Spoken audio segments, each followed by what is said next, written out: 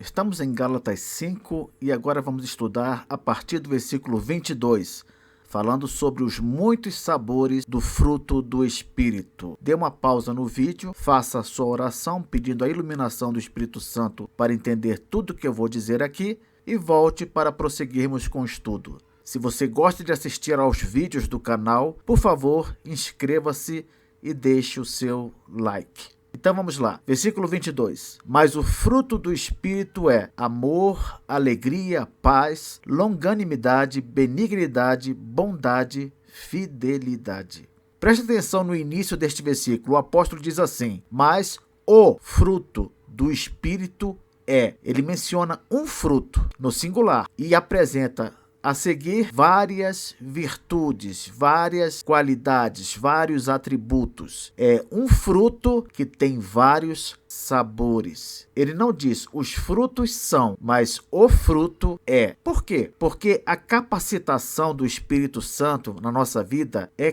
completa. O Espírito, ele não nos preparou para demonstrar só um sabor desse fruto, compreende? Ele nos preparou para demonstrar todos os sabores que o fruto tem. Não dá para dizer, por exemplo, que nós só temos o fruto da alegria, mas o fruto do domínio próprio nós não temos. Por quê? Porque tanto a alegria quanto o domínio próprio são sabores do mesmo fruto. Ou nós temos o fruto inteiro, que traz todas essas virtudes, ou nós não temos. Então, o mesmo Espírito que capacita você e capacita a mim para demonstrar amor, alegria, paz, ele também é o Espírito que nos capacita para demonstrar, inclusive, longanimidade, benignidade, bondade, fidelidade e por aí vai. Não é como uma mexerica ou tangerina, que tem vários gomos, mas todos com o mesmo sabor. Não são poucos os estudiosos, pregadores, pastores que querem dar como exemplo do fruto do Espírito a mexerica ou tangerina, não é? O problema é como nós vemos aqui. A tangerina, ela tem sim vários gomos, mas todos os gomos têm um sabor, o sabor da mexerica. O fruto do Espírito, ele está mais para um fruto que não existe no mundo, um fruto que tem vários sabores diferentes. É como se vê aqui nessa imagem. Um fruto só, com vários sabores diferentes. Então vamos agora analisar cada um desses sabores. O primeiro deles, amor. Como eu já disse aqui no nosso estudo, a Bíblia ela apresenta amor como algo mais do que um sentimento. À luz da palavra de Deus, amor envolve prática. Por isso é que Deus nos manda amar. Amor envolve razão, envolve vontade. Não é porque eu não sinto algo por alguém que eu não posso amar essa pessoa. Por isso que nós podemos sim amar nossos inimigos, porque não temos de necessariamente sentir amor por ele, ter o sentimento de amor por ele, mas temos de, à luz da nossa razão, da nossa vontade, da nossa obediência, fazer aquilo que Deus nos manda. A Bíblia diz lá, se o teu inimigo tiver fome, dá-lhe de comer. Não diz, se o teu inimigo tiver fome e você sentir no seu coração amor por ele, você vai fazer o bem a ele. Não, é como eu falo, à luz da palavra de Deus, amor, amar, são coisas que envolvem decisão, razão, vontade, obediência. Então, o Espírito Santo nos capacita para amar desse jeito, mesmo que não sintamos algo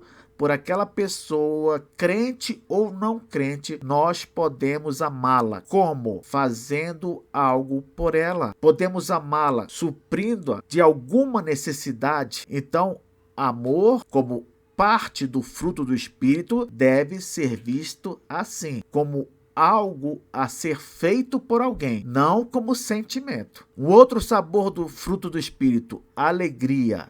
Não é aqui aquela alegria efusiva, entusiasmada, mas é uma alegria que resulta da paz. A paz que vem logo a seguir é uma alegria que nos permite sorrir, concentrados nos prazeres concedidos em Cristo. Não é a alegria de dar gargalhada, de pular, de gritar, mas é aquela alegria tranquila de alguém que sabe que Cristo cuida de tudo, que Cristo tem preservado para o nosso futuro algo maravilhoso e descansar nessa confiança. A seguir temos a paz, que pode ser considerada como sinônimo de serenidade, ausência de desespero diante da morte de entes queridos, em outras palavras, uma conformidade esperançosa em relação ao futuro. Você já viu um velório, por exemplo, de alguém crente? Você já observou que ali não há pessoas gritando desesperadas, como se não houvesse qualquer esperança no futuro? Pois bem, esse fruto do Espírito, paz, é aquela ausência de desespero diante de situações que normalmente levam ao desespero. Entende? É essa paz que o fruto do Espírito significa. Então, quando nós temos uma esperança firmada para o futuro, nós obtemos essa conformidade, nós manifestamos essa conformidade, essa paz. E isso faz parte do fruto do Espírito também. Não dá para você dizer: eu jamais experimentarei essa paz, ou eu não tenho essa paz. Não, você tem sim, você tem sim. O Espírito Santo faz um trabalho completo. O fruto é um só. Não fique apavorado pensando: quando acontecer tal coisa na minha vida, eu não vou resistir, eu vou entrar em desespero, vou querer me matar. Não, nada disso vai acontecer. Por quê? Porque o Espírito Santo trabalha na sua vida. Se houver algum problema vindo pela frente aí, tenha a certeza de que você vai manifestar esse sabor do fruto do Espírito. Outra faceta aqui do fruto do Espírito, outro sabor, longanimidade. O que seria isso? Seria uma paciência especial, um longo ânimo, por isso longanimidade, um longo ânimo diante de adversidades, assim como Jó deveria ter tido. Professor, mas Jó teve. Jó foi paciente o tempo todo. Não, se você ler o livro de Jó com atenção, você vai perceber que várias vezes ele blasfemou, reclamou, mas no final ele aprendeu a lição. Então, a longanimidade é algo que Jó não chegou a ter, mas que nós podemos sim demonstrar, todos nós crentes, por causa do fruto do Espírito. Longanimidade, repito, é ter ânimo, um longo ânimo diante de adversidades. É o mesmo que você passar pelo problema sem blasfemar. Você vive todo o problema, mas não blasfema durante esse período de provação, de tribulação, por causa da longanimidade. Benignidade, o que é isso? Benignidade é a simpatia, a gentileza, a amabilidade.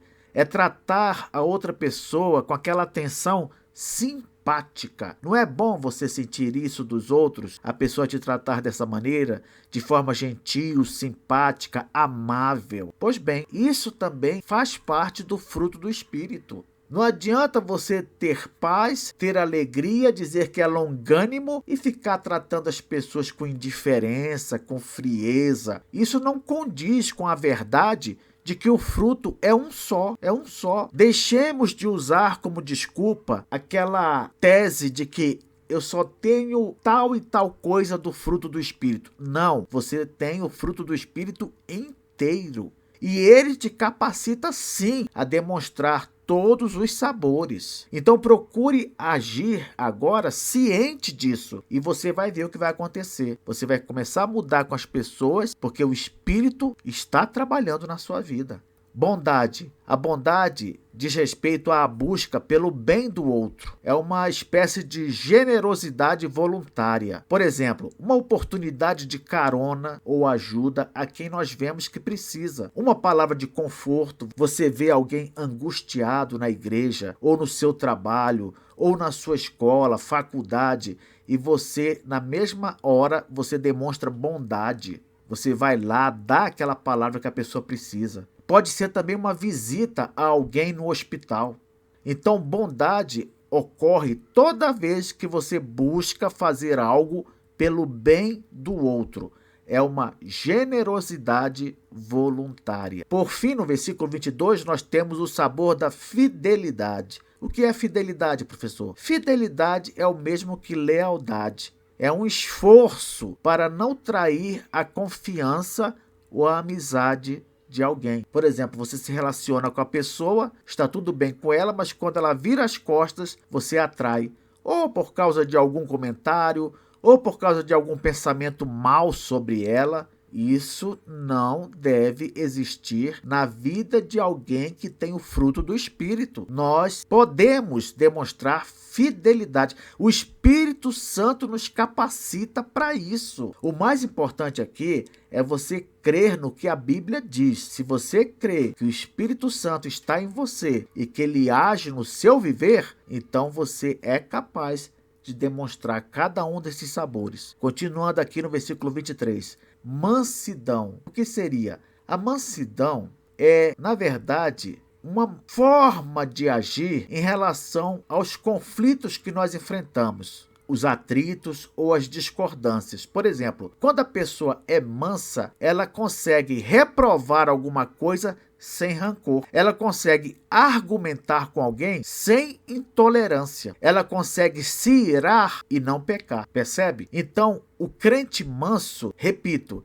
ele é capaz de reprovar sem sentir rancor, ele é capaz de argumentar sem se tornar intolerante e ele é capaz de se irar sem pecar. Esse é o manso. E o domínio próprio também é traduzido em algumas Bíblias como temperança ou moderação. O domínio próprio é o mesmo que autocontrole. Como assim, professor? A pessoa que tem o domínio próprio, ela não se deixa dominar por vícios, não se deixa dominar por sentimentos ruins, sejam sentimentos de raiva, desconfiança da palavra de Deus. Pode até vir aquele pensamento inicial, aquela coisa querendo começar, mas você não se deixa dominar. Por quê? Porque você tem o fruto do Espírito, você tem domínio próprio também. E aqui o apóstolo Paulo, ele termina de uma forma irônica, porque ele diz o seguinte: contra estas coisas não há lei. Se você der uma olhada no versículo 18, que nós já passamos por ele, o apóstolo disse assim: se sois guiados pelo Espírito, não estás sob a lei. Por que eu falo que isso aqui é uma ironia? Porque, na verdade, quando você olha tanto o versículo 18 como este versículo 23 agora, você percebe que lei está sendo usada aqui como sinônimo para proibição. É como se Paulo estivesse dizendo assim: olha, não há lei contra as virtudes do fruto do Espírito. É uma forma peculiar do apóstolo de ensinar que você pode produzir o fruto à vontade. Por quê? Não há restrição, não há proibição. Contra estas coisas não há lei. Não há proibição com respeito a quê? A manifestação de amor, alegria, paz, longanimidade, benignidade, bondade, fidelidade, mansidão e domínio próprio. Meu irmão, tá liberado, tá liberado. O fruto do Espírito pode ser produzido à vontade, em todas as estações. Você tem essa liberdade. Espero você na próxima aula.